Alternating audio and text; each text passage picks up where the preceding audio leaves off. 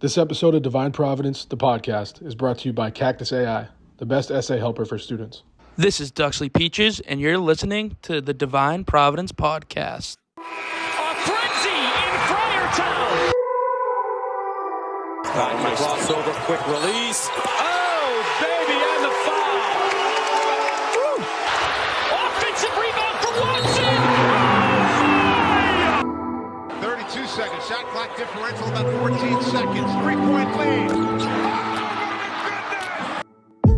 Who run shit like me? Top 5 basically. I still play for keeps. Ain't no fantasy. Hey.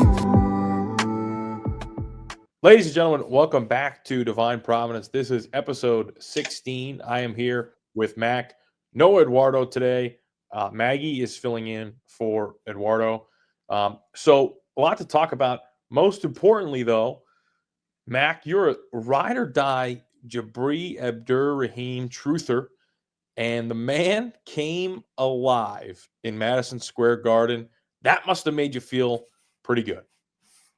Nothing like a Friar who can just get hot and stay hot and just light it up whenever he wants. It was good to see. It was a good confirmation bias to see Jabri light it up the way he did on Saturday. I know we coined the nickname Crypto Creased earlier in the season. I'm excited that we got another one that kind of happened organically. MSG Bri, and he performed on the biggest stage in the sport of basketball. And the beauty of it is the Friars are going to play 3 or 4 games in that building in a couple weeks. So MSG Bri is alive and well. Yeah, and I do believe that, so I've obviously been a little harder on Jabri throughout this year. First off, incredibly happy for him and his performance. But I do remember saying at some point that Jabri was going to win us a game in the Big East tournament somehow. Like, I remember saying it, I think it was like maybe a month ago. He just seemed like that type of guy where he would just come out of nowhere, just win you a game in MSG. And I almost, I had like a telepathic kind of thing when I said that, but it was close. It was almost there. Obviously not the Big East tournament, just playing a regular season game against St. John's. But, I mean, really just came alive. The game was a good game. You got to give the Friars a lot of credit. They were down as much as, 20, I think? 20? Mm-hmm. Give or take. Yeah. So whenever you're down 20 on the road, and you come back to actually tie the game, there's really not much you can be that sad about. Obviously, we're not here for moral victories. A loss is a loss. It's a, Big East regular season loss, and it sucks. But I left there feeling, better than any of the losses this year, just based on the circumstances and also how good St. John's is too. Yeah, I mean, if you told me in late October that this St. John's team was going to be a top 15 team in the country, I'd call you crazy.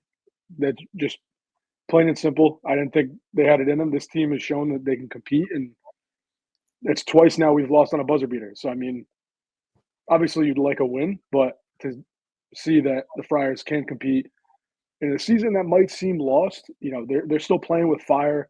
That last, 7-8 minute stretch of that game, Friars stormed back. To see that fight in these guys, it was refreshing. And like I said, the season might be lost, but there's always the Big East tournament. Yeah, and I mean, you now are, your whole season is hinging on the Big East tournament. If you want to make the NCAA tournament, you got to win the Big East tournament. Also, it's just the Big East tournament is the most important, I think, tournament competition for this program right now. I mean, we're not at the point where we're going to win, national championships, at least for now. So the Big East tournament obviously is the highest level of competition for this program. I think you got to feel pretty good coming back there after that performance in Madison Square Garden with, maybe Jabri just kind of likes the bright lights. I mean, his dad did play in the NBA. That's an NBA arena, the biggest NBA arena. So, maybe that has something to do with it. Yeah, I mean, you mentioned his dad. I think there is some sort of an intangible thing. I think when as a kid, you're growing up around the NBA. We saw it with Devin Carter last year, whose dad was a 10, 12-year NBA vet. There's a certain maturity and poise that comes with a lot of these guys. And even when Jabri first committed, I was very excited to hear that he was the son of an NBA player. Um, but he shined when the lights are the brightest. And if our whole season depends on the Big East tournament, I want MSG Bri on my team. Yeah, I agree. Totally agree. So, I mean, that begs the question, right? Moving forward, do you maybe mix up the starting lineup and throw Jabri in there, or does it really not matter as long as he gets, good minutes? I've seen that idea thrown around. I don't know if it's necessarily like I don't know if the answer is plugging him into the starting lineup because like let's be realistic here, he's not hitting 8 threes a game for the rest of the season. So could just be an anomaly of a game. Obviously he's a guy who can hit shots, but could just be an anomaly of a game. And not to bring up old flames, but there was a coach who used to be on the Friars sideline who said, starting lineup, the only thing that's really different is you get your name called at the beginning of the game. I think there's minutes to be found for Jabri, regardless of he's starting or not. And, if Kim English likes the lineup that he's been throwing out the last couple of games, I say rock with it. The minutes will find themselves. Talent will find minutes. So I don't know if, Jabri in the starting five is necessarily the answer or an answer. That's it. If it's not broke, don't fix it. I'm first or second guy off the bench. No, I agree. Yeah, it doesn't necessarily mean that he has to start. I mean, if he's going to shoot like that, obviously he's got to play somewhere close to, 25, 30 minutes a game. But, I mean, yeah, it doesn't matter who starts. It's more about, who finishes, as Ed Cooley used to say. So the other thing I wanted to talk about, so I want to talk about the game a little more specifically. I was able to attend. Beautiful day in New York City. Madison Square Garden, awesome arena. Love going there every year. Can't wait to go back in March. But the game started out everything but beautiful. The Friars got whistled for 2 shot clock violations, and the first one was really frustrating because obviously after it was explained, it did make sense. They called it a turnover, which I didn't agree with. It was more of like a deflection that just kind of went out of bounds. I don't think anyone had possession. So to call it a turnover and give them 20 is ridiculous. And they called the shot clock violation. There was 19:37 on the clock. So that was frustrating because I didn't realize what was going on. Then Corey Floyd drives to the hoop. Beautiful drive. Great finish. Layup. Easy bucket. Okay. And now it's 3-2 because St. John's hit a 3. Or I think it was RJ Lewis hit a 3. Mm-hmm. Nope, no basket. Shot clock violation. Shot clock wasn't working. They expect these kids to have an internal shot clock. Like, they're just looking at the freaking backboard, above the backboard. And the refs huddled together and determined, well, it was 30 seconds, so shot clock violation. But no one knew it was 30 seconds. Like, it's impossible. So that was really frustrating. Very, very frustrating. I agree. I think, and I mean, especially the Friars lost by 2. Like, for all we know, if that basket counts, it's 68-68 at the end of regulation, and we could be in the 52nd overtime, and the game's still going on as we speak. You never know. We live in a world of hypotheticals. Shout out Maggie. I think this episode's coming out on Ween Wednesday. Obviously, Maggie's making an appearance. As far as the first shot clock violation, I think, at least for like listeners, I want to at least give a little context because I was honestly confused until probably Sunday afternoon. I was in a weird viewing situation. I didn't have the volume on. I had a little double screen action. So I didn't actually understand the rule until the next day.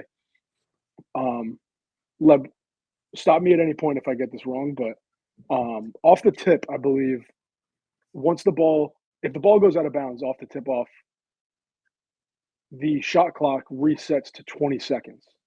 So yeah, so they called it a turnover. Now, I guess when they ruled it a turnover, the Friars got a 20-second shot clock. So yeah, I think either situation, whether it's out of bounds or a turnover, but well, no, because if it's a turnover, you get a new clock. Mm-hmm. Maybe it was a Friars possession. Maybe it was like they Friars called. retained possession. Yeah, see, I don't know because I was just going off Knapp's tweet. Knapp's tweet said like they called it a turnover on St. John's, so they got a 20-second shot clock. But I don't understand that. So maybe they, yeah. It's Tuesday. We still don't know the rule, right? Like, yeah, no idea. The only thing I could think of that would make sense is they called it Friars ball, and then off St. John's, Friars retain possession, and then it goes to 20 seconds. It's so stupid though. Like if that's the case, they didn't get 30 seconds. Like the whole point of the 20-second shot clock is so the shot clock doesn't keep resetting to 30 seconds. They never got the 30 seconds. They got they got 2 milliseconds and the ball went out of bounds and they just had a 20-second shot clock. No sense to me whatsoever. Yeah, so the Friars made history. They became, I'd imagine, this is like a pretty sure stat, not exactly, can't confirm it, but Friars became the first team in college basketball history to get a shot clock violation 23 seconds into a game.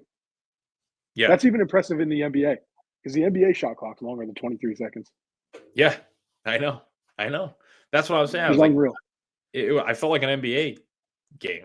And then, yeah, just ridiculous. And the second one was arguably worse because you call a shot clock violation with a non-operative shot clock. And you expect the kids to just be like, all right, like, well, that's 30. We got to shoot it. Like, no one's thinking that. Like, at most, they should have redid the possession just from like the point where they had the ball. That was so dumb. And they lost by 2 points, like you said. So from what I saw on the broadcast, the refs blew off the play because the shot clock reset to like 24 mid-possession.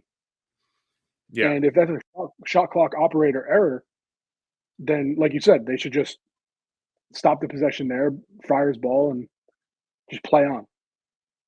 Right. Obviously wave off the basket, but it should have still been the Friars' possession. Instead, no basket, ball goes St. John's way, Friars lose by 2, and we're here playing the what-if game. Definitely. Yeah. No, that's exactly what happened. And like watching it and being there and being like in your seat and seeing it unfold after, I mean, I woke up at 6 a.m, drove 3.5 hours. And the first like 30 minutes of just sitting at the game was the worst experience ever. Like there was issues, there were shot clock issues. We didn't look very good. And then, things obviously turned around and they ended up piecing together a pretty good first half. Fell apart a little at the end of the first half, but pieced together a really good first half. The only issue, especially with this team, is putting halves together, complete halves. Like they'll have a good run, a good stretch, and then they just won't finish well. And that really killed them in this game because they went into the locker room. I think they were down 4 going into the locker room, but it was tied with like 40 seconds left or something like that. So that was a little bit of a herder. Get tough to get off on the right foot second half. Yeah, it will. I was honestly embarrassed. I think, and this is becoming an overarching theme for the Friars, that almost every game we've lost by one possession, it's either a one possession game or the Friars have the lead at halftime, and then you're just completely outclassed in the second half. And the first 10 to 12 minutes of that second half against St. John's, it looked that way. It was the same old song and dance that we've seen all year. It's turnovers. It's, guys, defense not getting back, transition buckets, and all of a sudden it feels like the other team's just like scoring at will. It's like an avalanche. It just felt like the same old song and dance. And then when you see the fight that we saw with the guys, obviously Jabri-Abdur-Rahim, Jaden Pierre, Bensley Joseph picked a good time to score his first bucket of the game, pretty late. He was, I want to say, he was also very effective, having not scored any points for the first 38 minutes or 38 minutes of the game. Yeah. But to see those guys, they could have easily just thrown in the towel. So to know that the Friars are capable of climbing back from a 20-point deficit, that was promising. Obviously, we don't want moral victories, but the turnovers need to clean up. I don't know. It's just tough to watch in these games, and it's happening too frequently to not speak up about it. Yeah, the Bensley had a very interesting game, to go back to that. Obviously, like if you're just looking at the box score as a Friar fan, I think the first thing that stands out is Bensley, Pierre, and Corey Floyd, I think had a total combined 8 points, something of the other. Which, that's the first thing that pops out. Bensley had an okay game, Corey Floyd was a non-factor, but the real guy who, again, kind of just had a disappearing act was Jaden Pierre. I mean, if he even gives you literally anything, I mean, that they win that game, which is frustrating because he's supposed to be your best scorer, arguably your best player, and those are your three. I guess those are your three best scorers right now. Benz, Corey Floyd, and Jaden Pierre. And for them to have under 10 points combined is tough. Although, like I said, Bensley did have an okay game, so I'll give him a pass. But the other two guys, you gotta play better. It's the biggest regular season on the road in Madison Square Garden against a top 15 team in the country. Like, it doesn't get any higher than this for college basketball. You gotta step up at some point if you're a veteran. Mm-hmm. I will say Jaden Pierre had 11, but his shooting was very inefficient. So, between those three guys you listed, Floyd, Pierre, Joseph, they shot a combined 6 for 30 from the field. And that's just, honestly, now that we're talking about it, it's impressive that those three guys could shoot 20% from the field and the Friars lose by 2 on the road to a top 15 team. But like you said, you need better from those guys. Bensley Joseph was flirting with a double-double with no points at one point. But those are the guys that you lean on, when you need a bucket, whether it's 2 minutes to go in the game or 5 minutes to go in the first half. Those are the guys you need to get you buckets if you want to win games. Luckily, Jabri put on the Superman cape, kept us in that game, caught fire. But yeah, you would definitely like to see more from that big three in your starting lineup. Yeah.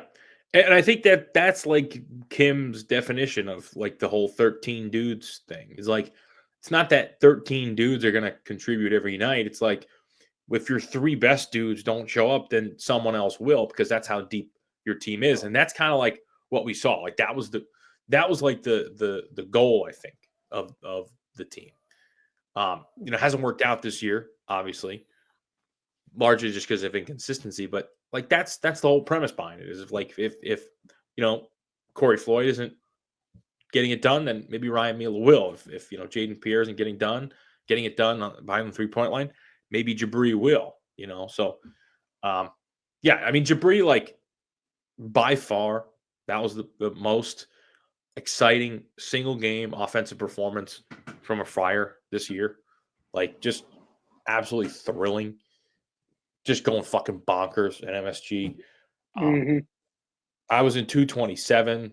There was like a ton of Friar fans in 226. So like, when like right before they tied it, I went over to just hopped over section 226. Really loud "Let's Go Friars" chant. Like, just an all around good time and a fun second half. Yeah, I'll have to make it out to MSG. I've talked about it with you. Like, that's a bucket list thing for me. I've still never been. but MSG is definitely a bucket list thing for me. Probably next year. Not that anyone really cares about that, but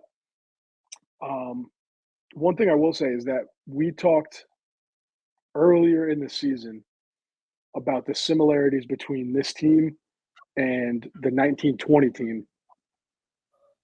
And then we had a friend of the program, Gansey Guzzler, on, and he also talked about how he saw those comparisons. However, he didn't think that team would have made the tournament had the season, been played out the rest of the way. Yeah.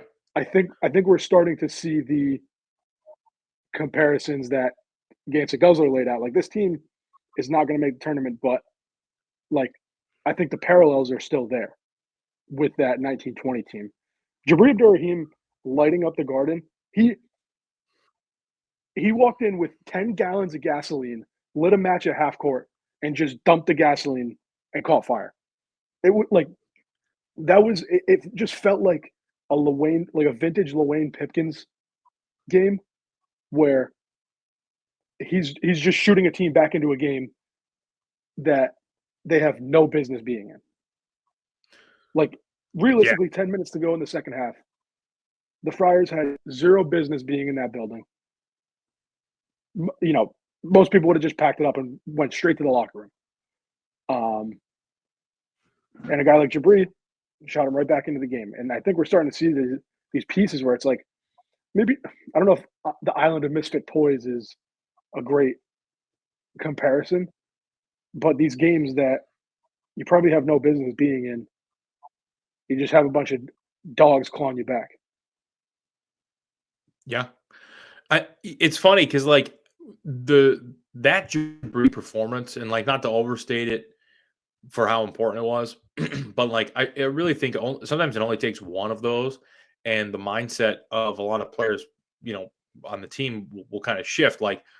This was the first time where genuinely, I would say maybe Jaden Pierre at UConn, where when the ball left his hands, I was really confident, and you could tell just by looking into his eyes, looking at him, he's confident as well. And no one has shown any ounce of confidence this year.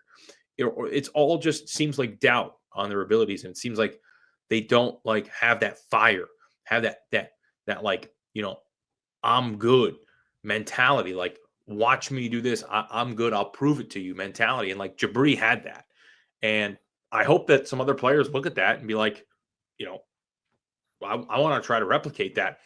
One guy that comes to mind is Corey Floyd. I mean, Corey Floyd has all the talent and ability and athleticism in the world. I mean, he just needs to be consistent. He needs to have that same level of confidence that Jabri played with. Yeah, I agree. Last time we came on this show talking about, Corey Floyd was starting to put the pieces together, starting to come along as this guy who was a reliable scorer. He didn't need him to be an alpha dog, but he gave you what you needed. My hope is that this is just an outlier game. Took some tough shots. They didn't go in. That's going to happen when you take tough shots. So I am hoping this is just an outlier game for Corey Floyd because, the last month or so, it's seemed like he's starting to put the pieces together. Yeah, and I do think there's a very good chance it could be an outlier. Just as the Creighton game, on the road, I felt like that was an outlier. I genuinely think this team has turned a corner and got over a hump. I've been saying it since the UConn game. I think that Marquette loss on New Year's Eve just really awakened something. And I think we'll know a lot tomorrow night because this Creighton team that's coming in, I mean, that was their one dark spot since the Marquette game, right? Was that at Creighton. Other than that, they've played Villanova on the road close. They, buzzer beater at St. John's. That was close, obviously. You had, the UConn at UConn close. Then you had wins over Butler, Seton Hall, Georgetown. So I do think they've turned a corner, but we'll know more. If they truly have turned a corner, I think we'll know a little bit more against Creighton tomorrow night. 100%. You mentioned the Creighton game, obviously, and on the show before the Georgetown game, you had a take, and I want to get your thoughts on this. You had a take that if Providence beat Georgetown in Ed Cooley's homecoming, it would, basically revitalize the crowd. And you said you didn't think that the Friars would lose another home game for the rest of the year. Mm-hmm. Yes, This sir. is now the next home game since that game against Georgetown is Wednesday. Speak now or forever hold your peace. Would you like to double down on that, or do you want to backtrack a little bit? I'm doubling down. It's a pink out. It's Creighton. Always a good crowd against Creighton. Always a game they traditionally win, even though, I know at Creighton was brutal. But, those, don't forget, that was Kreist's first time going against someone like Kalkbrenner. That was Osmond's first time going against someone like Kalkbrenner. I think this crowd is back in it. And it's very, very possible that they run the table at home. You got Creighton, you got UConn, you got, DePaul. So, there's a lot of winnable games in there. I think there's 5 games left at home. I think the toughest one probably will be UConn. Mm-hmm. So, I double down.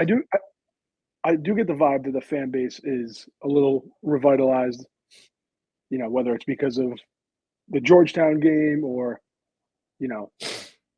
strung a couple wins together. Now it's like, all right, well, now we're starting to see the Friars we know and love.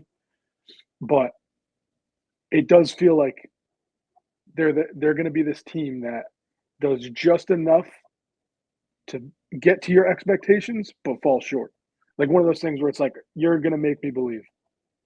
You're going to make me believe until the very last second. And it's just heartbreak. I don't know what it is. Yeah, I do feel like this season is going to end in heartbreak. The only way it does, though, is if, you get to the Big East semifinal or final and you lose, in a really heartbreaking, sad way. Because they're not – even if you win – if you run the table, then I guess you theoretically could get an at-large. Say you ran the table and, lost in the final of the Big East tournament. I think they'd probably get an at-large, although almost seems impossible. It does have that kind of feeling. It's just I think this St. John's game was almost a microcosm of it, where it's like, all right, it's good. We're down for the count. We're dead. And they storm back and they make you believe. And that little ounce of you is like, oh, there's a shot. There's a shot. Just for that, last second to get your heart ripped out of your chest. And I feel like that's a microcosm of what this season is going to be. Because if your take comes to fruition and the Friars rip off 5 in a row at home to end the season, they're probably catching fire in the Big East tournament. If that's the case. And then if you don't win, you're shit out of luck on an at-large. Yeah, no, you're right. It's going to be interesting. I wanted to make a point to say this. It hasn't really come up throughout the conversation. I was thinking about this on my ride home from work the other day. We're too far into the episode, and I haven't mentioned Thomas Sorber should be a first-round pick. I feel like that needs to be a regular occurrence on this show. Just if for some reason anyone attached to any NBA team is listening to this, keep your eyes on Thomas Sorber. Yeah. That's a first-round pick. If you're an NBA scout, if you're an NBA scout, you heard it from us. Thomas Sorber, he should not go lower than 10. In all seriousness, it's tough. I don't know where I stand on that 100%. Here's one thing that you could look at is if Georgetown loses Sorber, they're going to try to replace Sorber. And I don't put it past Ed Cooley at all to try to throw a bag at Bryce Hopkins, you know. So if there's minutes and Sorber's gone and his money is freed up, I do worry about, Georgetown coming in and making a huge offer for Bryce. On the other hand, Sorber, if he stays another year, he's probably going to be Big East Player of the Year next year. I mean, there's a really good possibility of that. So it's tough. I'm a little torn. I think having an NBA player, a top 10 pick, is good for your program in the long haul, but we're not worried about that. I'd like to see him out of the league. Yeah, I know 100%. I'm actually interested, especially if Thomas Sorber is a first-round pick, actually, what the league is going to look like from a big man standpoint next year.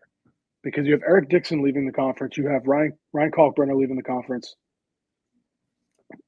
NBA scouts are going to realize Thomas Sorber should be drafted no later than 15th. And a conference that I feel like has typically been known for talented big men historically. There's not really going to be like that face, I guess. Like no team, maybe St. John's with Ejiofor next year, but no team I feel like is going to have that big man that strikes fear in anyone that steps foot in their building. There's not going to be a Kalkbrenner. There's not going to be a Donovan Clingan or a Oso Iguodala or a Joel Soriano is probably a bad example, but guys like a Nate Watson, a big man conference, and it's going to be weird. I think next year if there's no Sorber, Kalkbrenner, Dixon. Oswin's league. It's going to be Oswin's league. That's exactly it. It's going to be Oswin's league. We're going to have an opportunity for him to be the premier big man, offensively and defensively.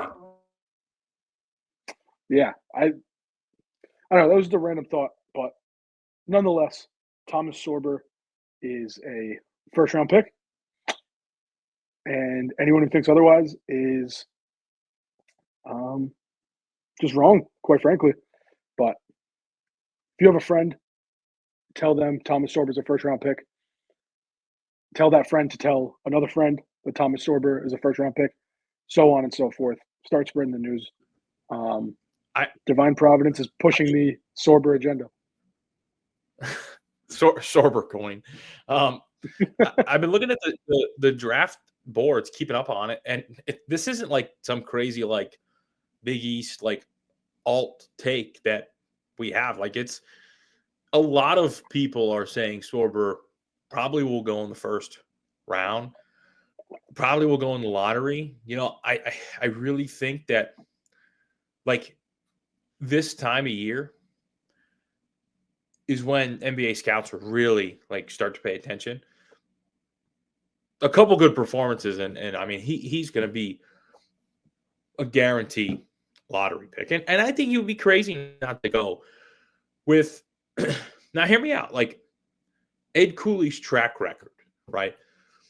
Bryce Hopkins could have been a first-round pick if that season kept going the way it was going, and he was, Ed didn't quit on the team, and there was no house up for sale, and there was no, recruiting his recruits to Georgetown, and there was, the Friars were committed to the end.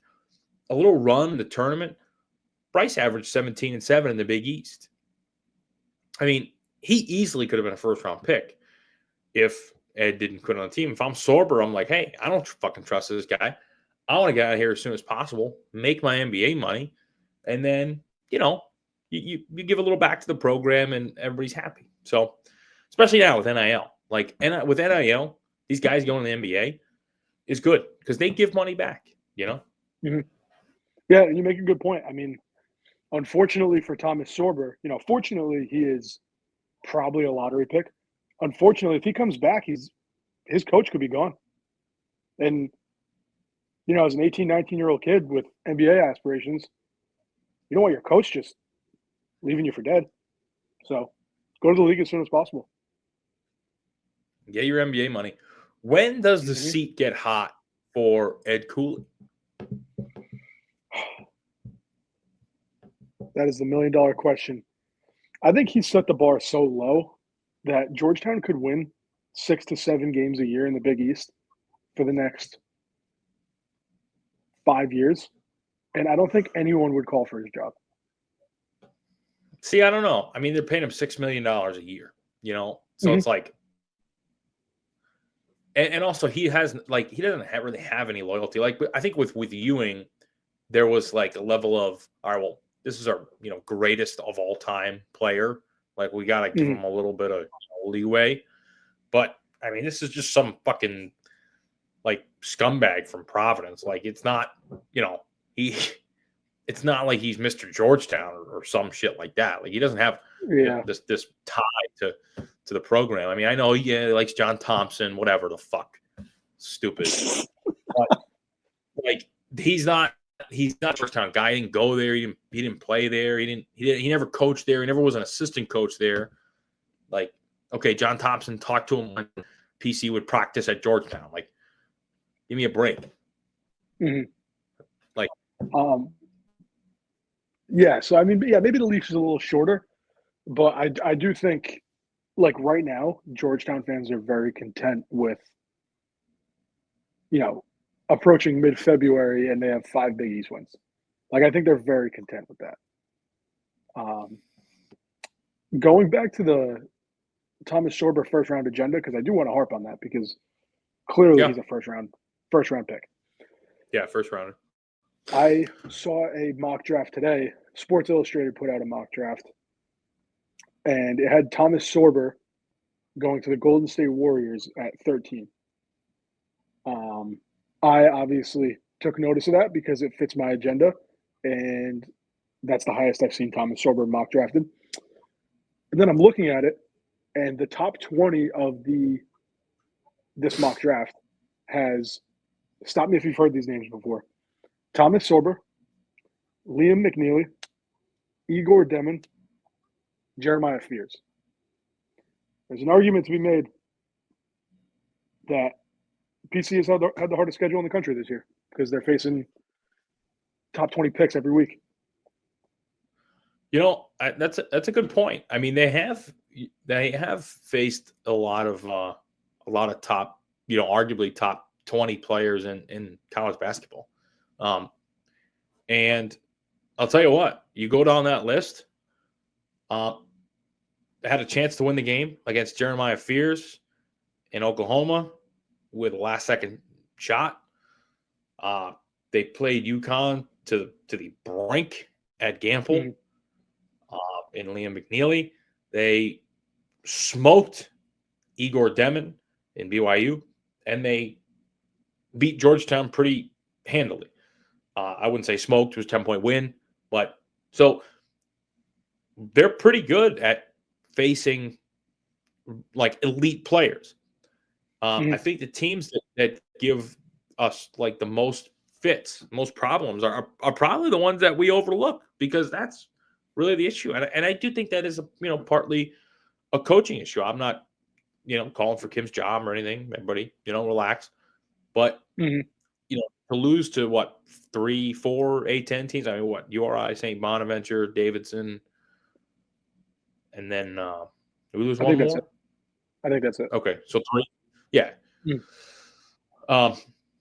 Yeah, I mean, it's just there's no excuse for that. None. Yeah, no, I agree. But you heard it here first. Friars face the best talent, and that's why we're having a down year, and that's my agenda, and I'm sticking to it. Yeah, agreed. And that's really where the two fan bases are right now. Georgetown, obviously, they're very happy with how the season's going. PC fans are not happy with how the season's going, and we're tied in the standings right now. Or I think we might be half a game behind Georgetown or something. I don't know. Well, I think as it stands right now, I think it's a 4-way tie for 5th. But in that cluster of teams that are 5 and 6, I believe it's Providence, Georgetown, Villanova, Xavier. You make a good point. where Georgetown fans are content, but we're basically in a living hell. It's weird to see that Right. that cluster of teams all with the same record and different perspectives about where they are. Like you said, Providence and Georgetown, two totally different mindsets. I feel like Villanova is at a spot where they're almost frustrated that Kyle Neptune's doing just enough to not get fired. Yeah. You know what I mean? Like, it's just I don't have any pulse on Xavier, but like it's weird to see these teams have different expectations and all be jumbled up in the standings. Definitely. Yeah, I think that is kind of frustrating for Villanova fans because obviously pretty much all Villanova fans want Neptune gone. But, I mean, they're going to treat him with respect. And if he does kind of just enough to not get fired, he probably won't get fired, as well as – shit, what was I going to say? The Jaden Epps thing. Like, I love seeing Georgetown fans use the Jaden Epps injury as an excuse, but we're not allowed to say anything about Bryce. It's like PC's having a down season. Ha ha ha. Like, look at them. Kim English is bad, whatever. Which is not the case. But Kim was the wrong guy. PC's bad. But Bryce has played 2 games. Like, how do you not take that into account? But then Epps kind of struggles with a slight injury. He's not even your best player, and now the season got derailed because of that. That's just double. It's a double standard. It's a double standard. Speaking of the standings, I want to get your thoughts on something because I'm torn, and I feel like it's a commonly talked about idea when it comes to March in the Big East tournament. Obviously, we have 4 teams jumbled up right now fighting for 5th place. Would you rather have the 5th seed and you get that first round bye in the Big East tournament, or the 6th seed where you face the worst team in the Big East, but you have, you don't have to run into the 1 seed until the championship game? Yeah, I mean, in other years, I think I would say give me the latter. But this team's conditioning obviously is a slight issue. And anytime you can play less games, I think that's going to help them regardless of the opponent. They've proven they can beat absolutely everyone in the league, maybe with the exception of Marquette. I'm not all that confident that if they play Marquette that, they'll be able to beat them. But I do think that they can probably beat anyone, So give me less games with, dude, imagine Oswin having to play 4 games in a row. I mean, he can barely play 25 minutes of, where he had 4 days off. I just worry about that a little bit. Okay. Yeah, that's fair. I think originally I was, in the belief that the 6th seed was the better avenue. But, I mean, we're recording right now. St. John's is 10-1 in the Big East. They're up on Marquette with 11 minutes to go, 45-41. So it's looking like they're going to be 11-1. You get the 4-5 matchup and you win that, you face St. John's as a 1 seed that you've proven that you can beat. I feel good about our odds in a matchup like that as opposed to last year, say we get the 5 seed and you run into UConn, who's, every 1 seed is different. And I feel like this year, that path through the 1 seed is a little softer than in years past. So I'm starting to kind of turn the corner on that 5th seed. I'll take St. John's all 4 games in the Big East tournament. I genuinely think if PC and St. John's played a 50-game series this year, I think it would be, 26-24 St. John's. We came out on the losing end of those games, both of which I thought they had a really, really good chance to win, especially the one at home. I mean, the first half of that game at home wasn't even a contest. they collapsed in the second half. Typical PC. I think that was, before they figured some stuff out. If they replay that game at home right now, I think PC would win. St. John's is not a bad team. I'm not, taking anything away from them. They're a really good team, and they've played some great games this year. I just think that we match up well against St. John's for whatever reason. They're not like an excellent three-point shooting team. We're a pretty decent three-point shooting team. They're not like huge. We're pretty big.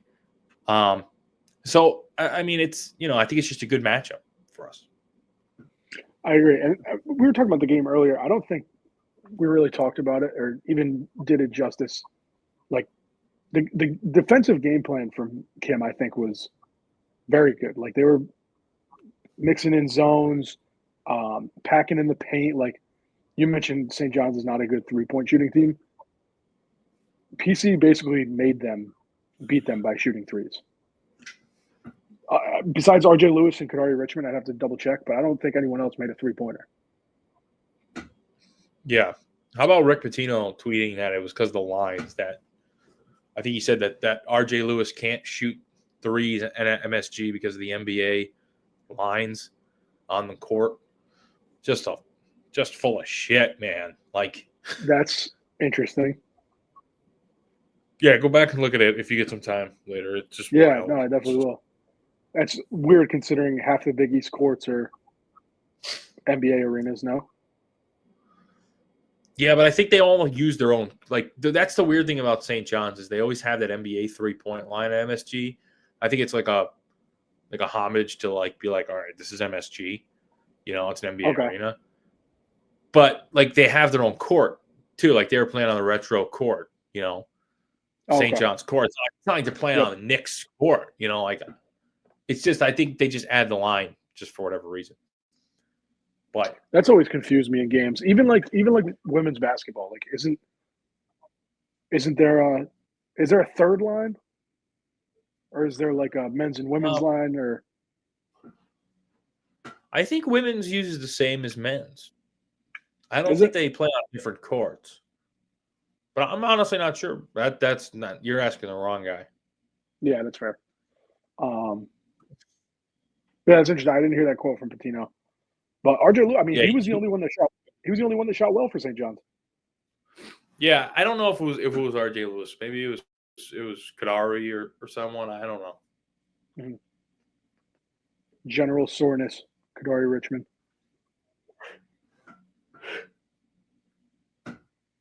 Yep.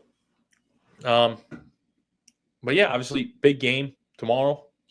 As of right now, I don't know if I'll be allowed in.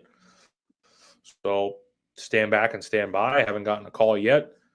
So I'll keep everyone updated. Obviously, if I find out I'm not going to be able to go, then I'll let everybody know.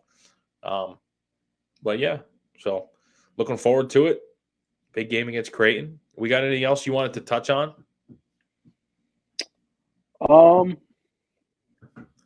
If you're not allowed in the building tomorrow,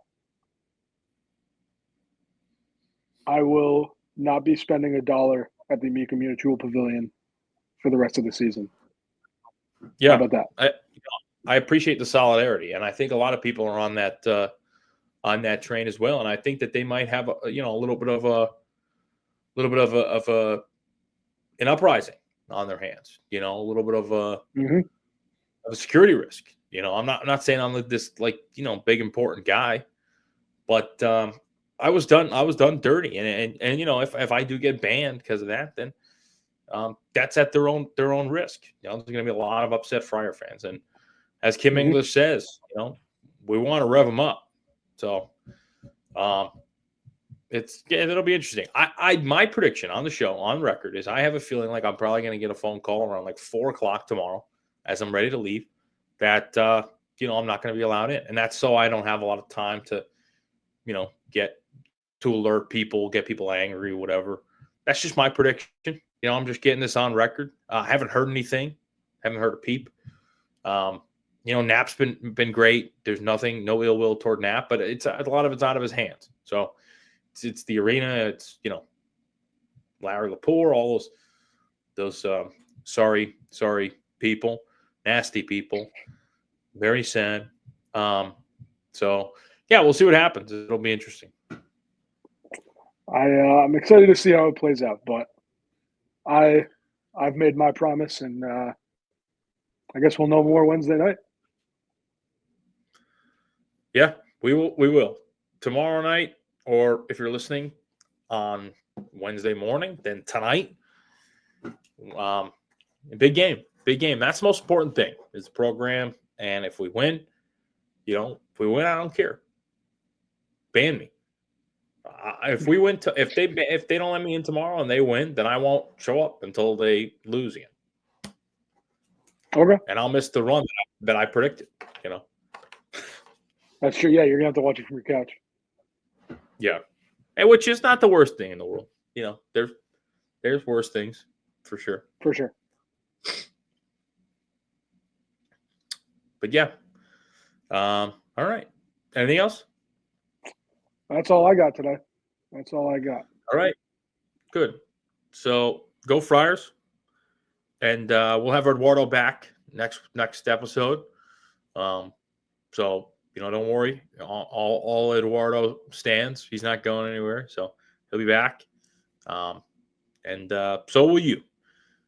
Next episode, probably in a few days. Probably gonna have a quick turnaround on this one. So we'll see you guys on the other side. Go Friars. Go Friars.